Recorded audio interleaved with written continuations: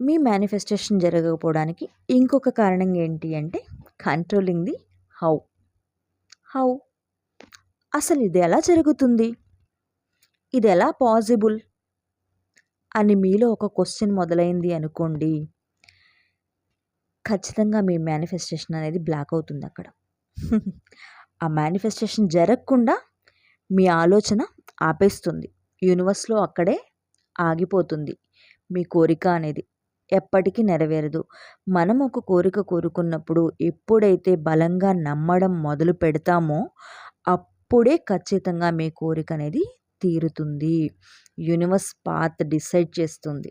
మీరు what and why clarity ఇవ్వాలి. ఎందుకంటే అసలు మీరు ఆ కోరికను ఎందుకు కోరుకున్నారు? మీకు మనీ కావాలి ఫర్ ఎగ్జాంపుల్. ఏం కావాలి? మనీ కావాలా? హౌస్ కావాలా? ఇంకేదైనా రిలేషన్‌షిప్పా? ఏం కావాలో ఖచ్చితమైన క్లారిటీ ఉండాలి. అలానే మీకవి ఎందుకు కావాలి? ఇప్పుడు మనీ కావాలి.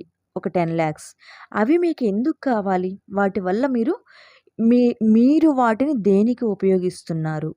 అలాగే ఏ రోజులోపు, ఏ టైంలోపు మీకవి కావాలి? ఇలా ఒక క్లారిటీ ఉండాలి మీ కోరిక పట్ల మీకు. అర్థమవుతుందా? అసలు నేను కోరుకుంటున్నాను, ఇది ఎలా జరుగుతుందో, ఇది అసలు పాసిబులా కాదా? ఇలాంటి డౌట్స్ పెట్టుకుంటే మీకు మేనిఫెస్టేషన్ అనేది జరగదు. అర్థమవుతుందా నేనేం చెప్తున్నానో? ఎప్పుడైతే ఖచ్చితంగా మీ లైఫ్‌లో వెనక్కి వెళ్ళి చూసుకుంటే మీరు కోరుకున్న ప్రతి కోరిక మీకు తీరిందా లేదా? తీరింది.